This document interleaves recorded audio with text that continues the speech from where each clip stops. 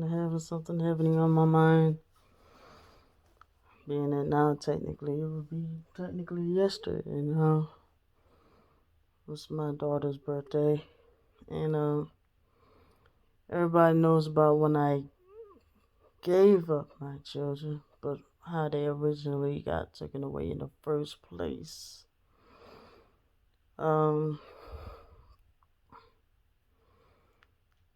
Has to do with my brother, one of my brothers. I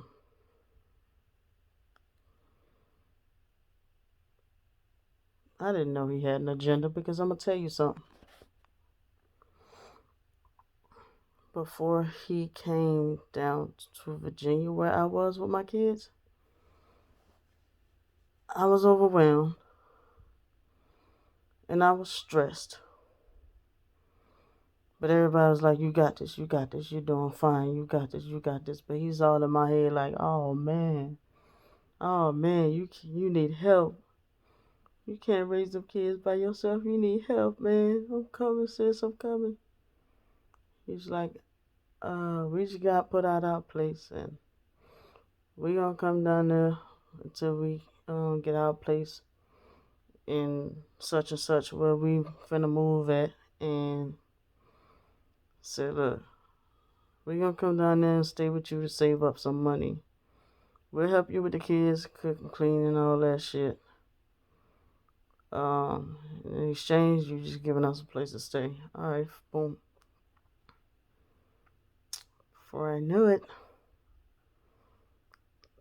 it was all a big setup. Police called on me. The police threatening to shoot me. And there's an open case on me.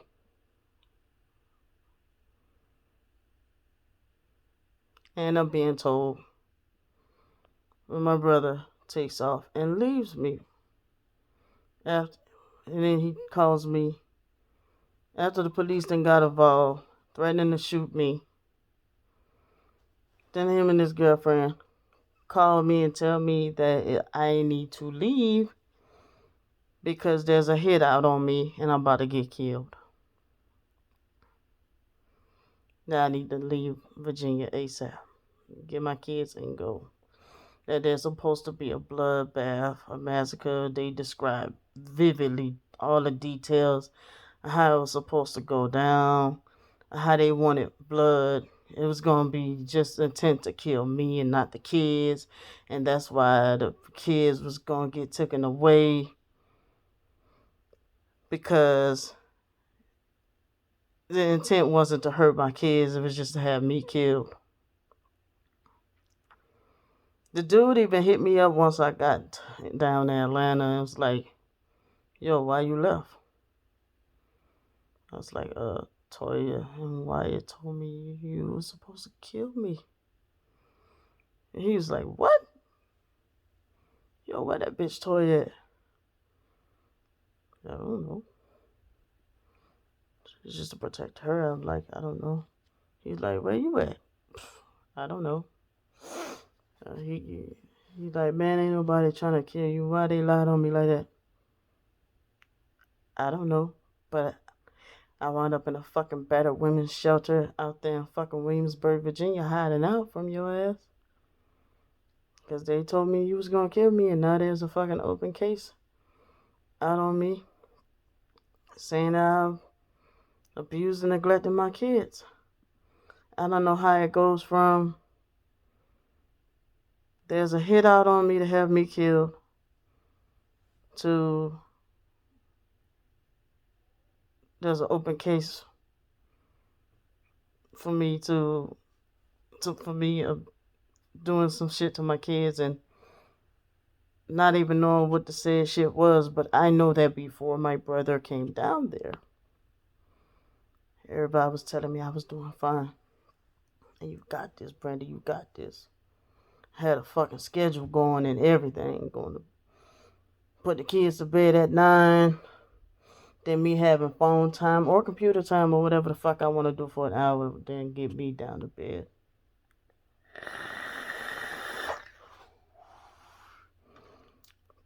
even in the midst of me being diagnosed with not only my PTSD from the military, but at that time, postpartum depression, because my husband had just abandoned us and they was trying to take my kids anyway because he didn't want to come up there to help me, and me having a major surgery like emergency C-section, I didn't have anybody that was willing to come and get the other two kids and help me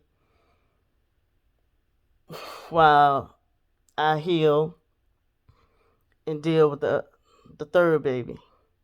Because my husband brought me all the way up there to Virginia and then left me for dead. So, all right, fast forward. Dealing with the case with the kids, the case people playing mind games with me, all that good shit. The VA, they failed me too. Had me on the wrong medicine and too much of it. If I flip my camera right now, you will be appalled.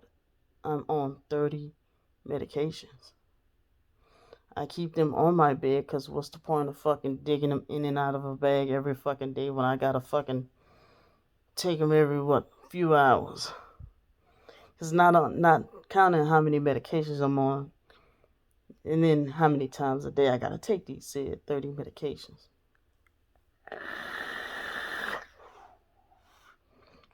And back then, I had my kids and was on that strong shit like Abilify, Geodon, and Risperdal. They had me falsely diagnosed by a court-appointed lawyer when I was trying to fight to get my kids back, because I don't know with my said girlfriend at the time, because come to find out, and then I broke down crying earlier this year, that found out that not only was it hard for me to try to get my kids back, but the girlfriend at the time that I was engaged to was deliberately trying to make it harder for me to get my kids back. And she did not want me to get my kids back because she was also part of that setup. It's twisted. It's crazy. So I asked my brother, because by that time, like I said, being on the wrongly diagnosed on the wrong medication at the time, too much of it. Now I'm just on possibly the right medication, but just too much of it. So, I mean, I made a decision. I'm like, this can't keep going like this. You know what I'm saying? But I still, to this day, like, even before I had my kids, like, sleep funny hours, and that fucking runs in the family. You see Candy, I'll tell you, like, it'd be 1, 2 o'clock in the afternoon. She just woke up. It runs in the family. So, it may be with me being on 30 medications. And, I mean, I sleep like 12 to 16 hours a day. So, here it goes. China's laying in the bed with me one day. We in Mississippi. Some years later. Because remember, I made a decision to give over my rights to my kids because I'm like, this can't keep going like this. You know, my kids need somebody that's going to be up in the morning and give them structure and feed them. Because, like, my sleep shit varies. One day I'm be able to be up and consistent, and the next day I'm just an epic fail. I'm just like waking up at 9 o'clock at night and 4 o'clock in the evening, and sometimes 7. It varies. It still does. So, and then sometimes having PTSD, even when I had my children sleeping on the couch because I'm scared somebody gonna break in the fucking house. So, you know, it's like my kids asking me, Mommy, you gonna be able to take care of us today? Because they saw that I was going through a fucking depression. You know what I'm saying? The state people even told my kids that I was sick. So they knew that. Because when the last time I talked to them, they knew I was sick. My mind fucked up right now. I can't remember the conversation. Okay, so back to now. Okay, so we're living in Mississippi. Me and China laying in the bed. That's why Candy always say China always hear our conversations because I would be laying in the bed with China. We ain't had no job, we ain't had nowhere to go, so we'd be laying in the bed. So naturally, China would be hearing our conversation because she's laying in the bed with me, right? So my brother Wyatt, I asked him, why did he set me up? He paused and he said, because I felt like my life was taken. I said, behind something I did when I was a fucking kid? The fuck? Are you fucking out of your mind? Like, so all this time you've been holding in all this beef behind something that happened when I was a fucking kid, when you pushed me to do that. And then on top of that, my foster mama was the one that took and ran with that shit. And just like my foster mama decided not to press the charges with me, she had the power to decide to not press the charges with you. And not only that, with Kirk and Brandon, they did not get in trouble, but you did. But yet you still hold the charges against me. When even as an adult, I told you I was fucking sorry for something I did when I was a fucking child. A mentally disabled child. But go off.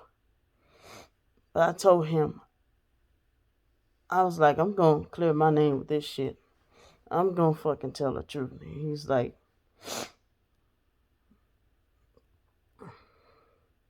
you tell anybody, it's gonna make you look stupid. I was like, you set me up, boy. You set me up. He's like, you tell anybody, it's gonna make you look stupid. And I got upset. I was like,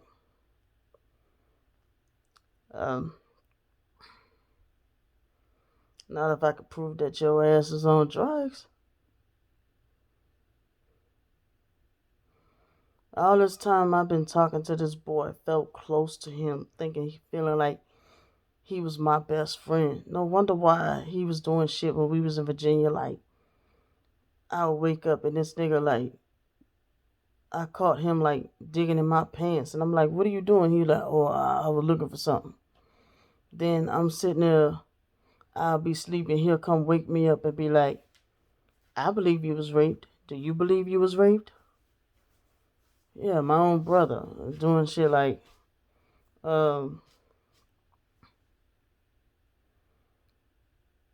saying ain't nobody gonna believe that somebody been raped that many goddamn times. You better need to stop saying that shit. Stop telling people that shit.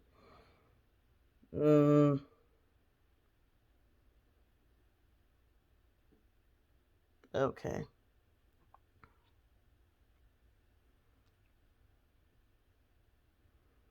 The same brother that when them dudes held me at gunpoint, hard tied me, took turns sodomizing me with a gun in my head, bust out laughing when I told him that I had bloody diarrhea running down my pants as I was talking to him, and that they took my daughter somewhere and brought her back naked with a clean diaper on backwards.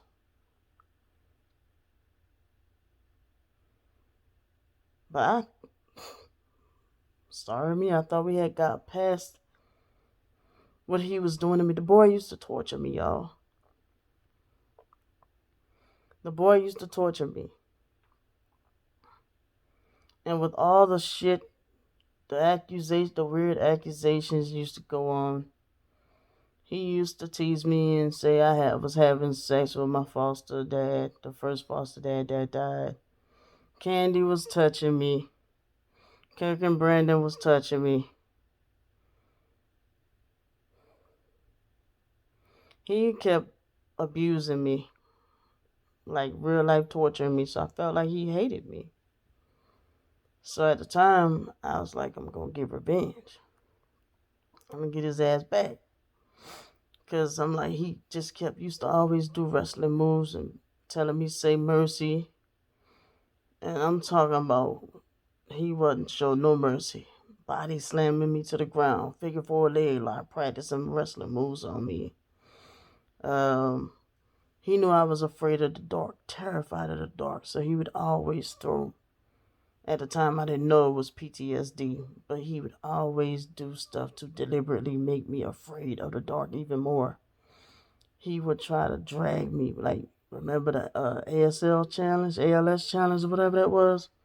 He used to pour that fucking cold water on me and drag me downstairs, force me to watch scary movies. That was when my foster mama first started putting me in candy on medications.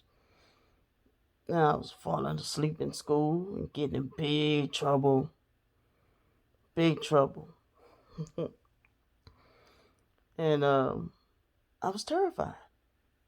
I was legit terrified of scary movies because I asked my foster mom, I'm like, uh, do them people die for real? I was like, wait, what was the question I asked? Yeah, I said, do they die for real? And she said, yes. So she was part of her, my foster sister Shelly, my brother Wyatt. They was all a part of deliberately doing stuff to torture me, to make me more afraid. Like I was like one of them girls that I'm an adult. I'm 37 years old and I'm still scared of the dark. And like my foster sister Shelly, like deliberately made me touch my foster daddy in the casket when I already told her I didn't recognize who that was when I was 9 years old, and I was afraid. I thought we come here to watch some man sleep at a church, and I didn't understand about funerals. She's like, touch him, he gonna wake up and kiss you. That's your daddy. I'm like, that ain't my fucking daddy. I don't know who that man is. He didn't look the same as he did in real life. Oh God, I'm getting images now. So everybody freaked out because they didn't understand me freaking out at my mom's funeral because my other brother tried to pull the same fuck shit, tried to like be sneaky and try to make me touch my biological mama because they all trying to grab me like this and shit, talking about some you have to face reality and all this crazy shit. And I had to go off on them and say, how the fuck y'all want me to face reality and half of y'all fucking high and drunk? So then they all get mad at me talking about some I turned the funeral into a clown show. I didn't want to be down there in the first place. I was fucking sick like I am now. But my other brother threatened me that I better fucking go down there or he gonna beat my ass. So I fucking went. All for him to go and get a speeding ticket in my fucking car in a school zone and then tell $200 speeding ticket, and then I told him he need to pay it. As soon as I got home, that bitch was waiting for me in the mail. He gonna tell me kiss his ass. But Candy talking about she want me to expose shit.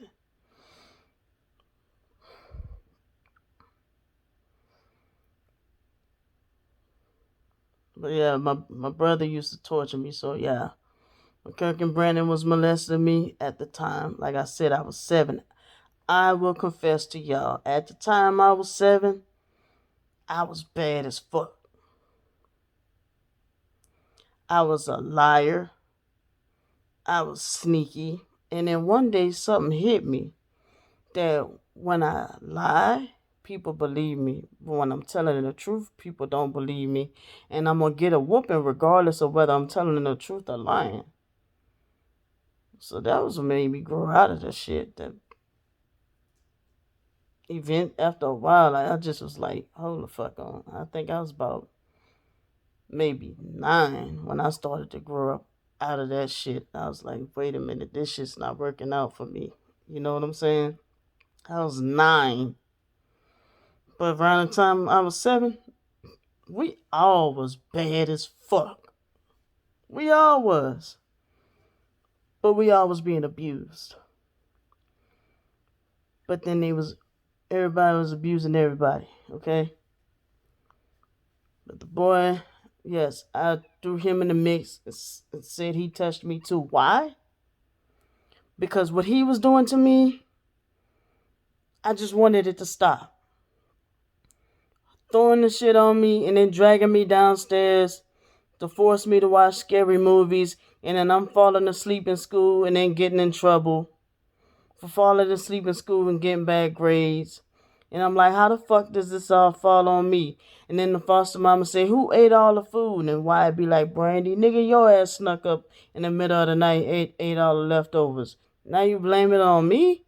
You dragging me downstairs to watch fucking Terminator, the same damn movie every damn night. I'm like, again, Aliens, like all of Freddy Krueger, um, what was that shit? Creep Show. Like, shit that fucking terrified the fuck out of me. And then when I would ask to sleep with this person, that person, hold a teddy bear or some shit, everything is no. My brother used to be like, Independence. Independence, don't, I used to hate 4th of July. Because he would always tease me, Independence.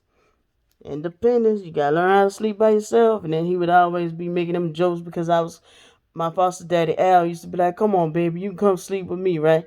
So he used to always, because whenever they would fuck with me, Al used to always beat that ass. So here you go, Wyatt sitting there making them jokes, always acting like as if he'll grab a pillow and sit on top of the pillow and be like, oh, Al, oh, Al. And it used to piss me the fuck off. My nickname was Gingivitis.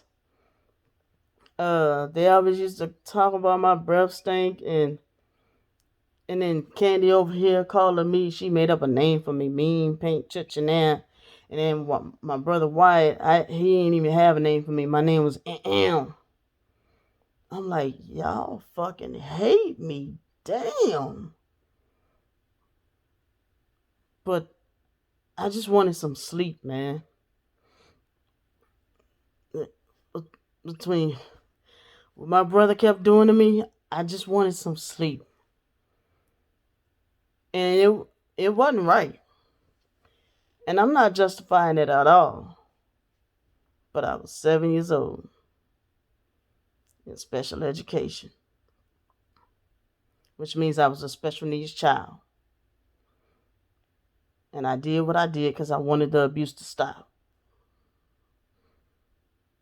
And he's still holding that over my head.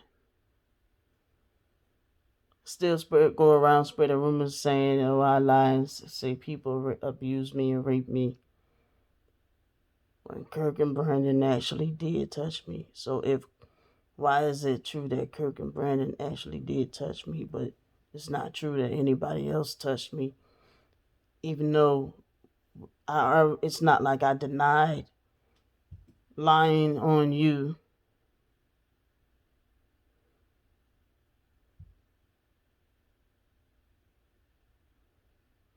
Like I said, I was a fucking special needs child. And I was in 2nd grade. And I just wanted the fucking abuse to stop.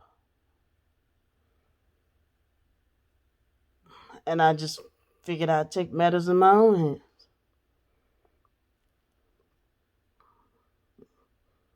I was like, this nigga hate me. He used to hurt me bad. Them fucking choke holds and sleeps. He did that shit when I was pregnant with Ivan. And then he gonna tell me that wasn't the baby that I was pregnant with. The baby that was the baby I lost. You fucked me? You gonna tell me what baby I was pregnant with when you fucking did that to me? Put me in a sleep chokehold like that, and somebody had to shoot a gun in the air, and then you punched my car that I was paying a fucking car note on and put a dent in my shit, all because you got cocky and fucking was staying with me. And then once you fucking got your money and your shit together, and then all of a sudden it was fuck you. And then I had the nerve, my dumb ass fell for it again and let you come stay with me in Virginia, although this time you had to create a diversion. And this time it cost me my children.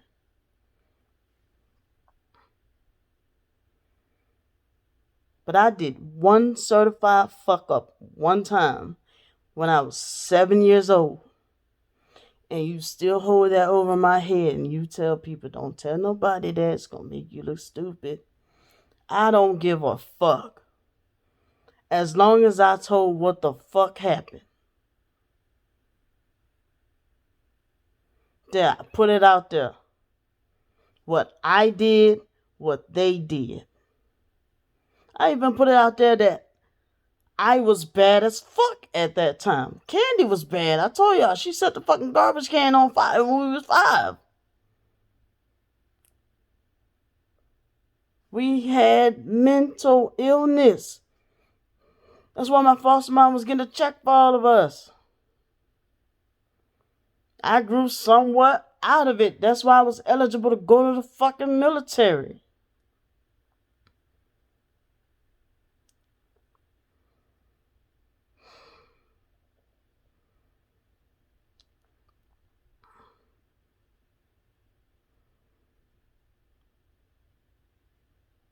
But my twin sister talk about how she's targeted and targeted by the family.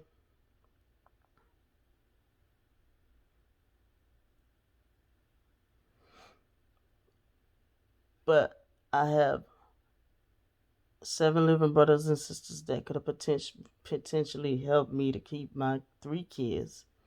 That could have potentially been here to love me the way I need to be loved.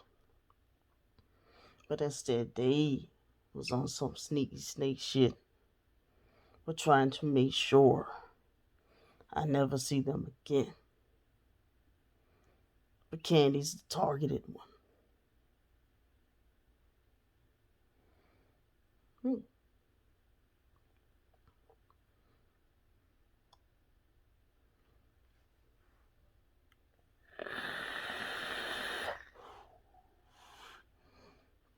I get sad at times because I miss my siblings. But I think it's beyond repair. And that was why I told Candy at one time. And she even said it in her video, I gave up.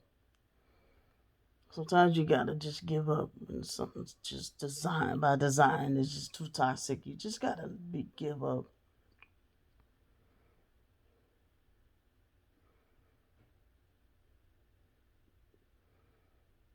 I wasn't the only bad nuisance in that fucking house. But I'm the only one with shit being held over my head.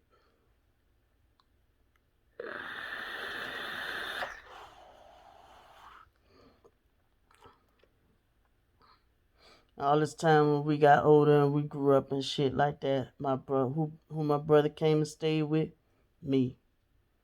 I came into that fucking $6,800. That nigga was out there at the strip club with my husband making it rain.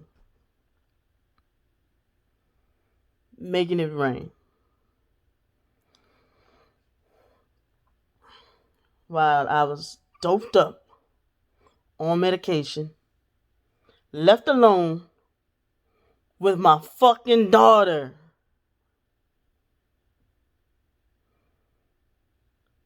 But I neglect my children, though. I don't love my children, though.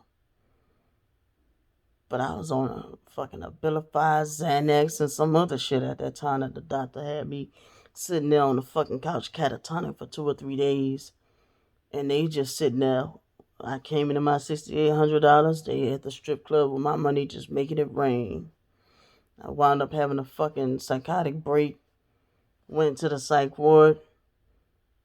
I come out of the psych ward. I'm feeling better.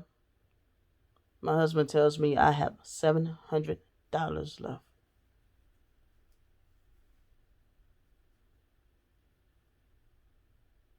And there's a warrant out for my arrest because of some fuck shit my husband did.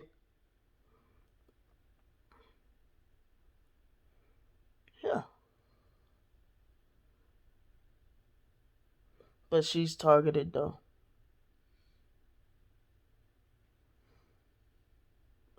Every time I look up, I'm the one being set up. Somebody always trying to set me up.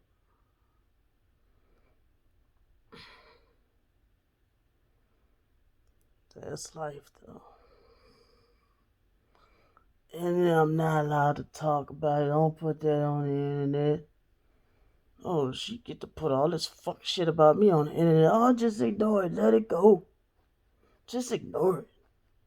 When I fucking get up on here to fucking clear my name, oh, take this down. Take this down.